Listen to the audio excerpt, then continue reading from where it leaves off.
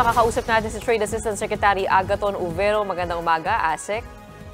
Magandang umaga po. ASEC, maraming retailer yung nagsabi na hindi nila matatagalan o masusunod etong price cap. In fact, sa mga report kanina nga, marami sa kanila hindi pa kayang sundin yung itinalaga natin. Ano ang mangyayari sa kanila sa mga lalabag sa patakaran na ito? At sa ngayon, naiintindihan natin, may palugit pa at least kahapon, pero kailan ito striktong ipatutupad? Unang-una, siguro, ito kasi nasa medyo mabilisan yung pag-implement ng EO na issue lang nung Biyernes, tapos implemented agad ng Tuesday. So, naghahabol kami sa info campaign, tapos sa dissemination. Saka sinasabay namin sa monitoring at validation ng list, at least sa Metro Manila, list of retailers na bibigyan ng compensation or financial assistance ng DSWD. Sabay-sabay namin ginagawa yung mga yan. So, siguro, warning muna, and we will soon announce kung talagang mag-i-enforce na ang mga LGUs at ang DTI at DOJ. Gusto ko lang idagdag na at ilinaw sa ating mga nanonood na hindi po lahat ng klaseng bigas covered ng cap. Yung po mga premium at specialty rice na nakikita natin dyan, na mga 56, 60, may 70 pa nga, wala pong cap yan. Ang cap po nag-a-apply lang dun sa regular meal. Dahil nga isang pasada lang siya, medyo nakikita mo yung brand niya. So medyo nag-brownish siya. Tapos meron naman yung well-milled na maputi dapat. Yun yung covered ng cap. Ngayon, naintindihan namin na may maraming retailers malulugi. So kasama yan sa usapin at in fact may meeting kami sa DSWD para mapabilis na yung pag-finalize ng listahan ng mga retailers, which we estimate should be about more than, dito lang sa Metro Manila, mga about 30,000 yan. So mauna nang makatanggap ng ayuda para doon sa kalugian nila.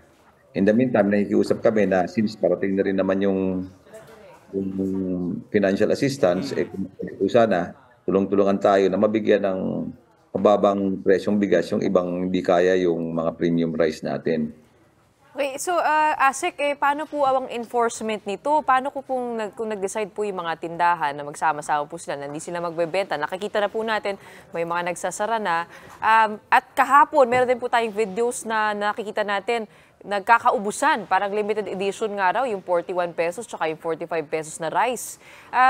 Hindi po ba magkakaroon ng panic sa market yung ganitong desisyon? Yung ginagawa natin, kausap rin natin yung mga traders kahapon, nagpag-meeting rin kami sa mga traders para masigurado na yung 45 well-milled rice available at base naman sa pag-uusap natin at sa datos ng DA, marami pang well-milled rice. Hindi tayo nagkukulang sa well-milled rice. Ang medyo yung kapos yung supply yung 41. Medyo konti ang monitoring ng DA. Konti lang yung regular. Although maraming hindi rin gusto siya kasi nga medyo brownish siya. Pero ASEC, hindi ba ito mauuwi lang din sa reclassification ng bigas para dun sa mga retailer? Babaguhin yung label o di kaya paghahaluin. Nang sa gayon, hindi sila sumunod doon sa price cap. Sa well-milled rice, medyo mahirap yun. Makikita mo kung karamihan siya broken or hindi na siya maputi. So, well-milled. Hindi masyado siguro, hindi yan. Although katuwang namin yung NFA, lalo na sa provinces, kailangan yung presence ng NFA dito sa DA. Kasi although yung DA, medyo kulang ang presensya sa mga probinsya kasi sa devolution. So, kailangan tulong-tulong sa monitoring together with the LGUs. Okay. Paano naman po yung magiging enforcement natin dito sa EO 39 at gaano katagal nga po yung binibigyan natin na palugit dun sa mga hindi pa nakakasunod? Sa unang-una, gusto kong idagdag na ang EO 39 is not is only a stopgap measure, temporary lang to. Medyo nakikita ng DA na in 3 weeks time, kahit yung mga traders na kausap namin, pasimula na yung harvest season. So bababa na rin talaga yung presyo ng bigas in the coming in 3 weeks time. So in the short time, since bago rin lang yung biglaan rin lang pag-issue ng EO, nakafocus kami sa information dissemination, monitoring, tsaka yung inaapura namin na matapos yung DTI, yung validation ng listahan kahit dito muna sa Metro Manila, para maibigay na yung financial assistance bilang tulong sa mga retailers na malulugi dahil mahal nilang nabili yung kanilang mga inventaryo.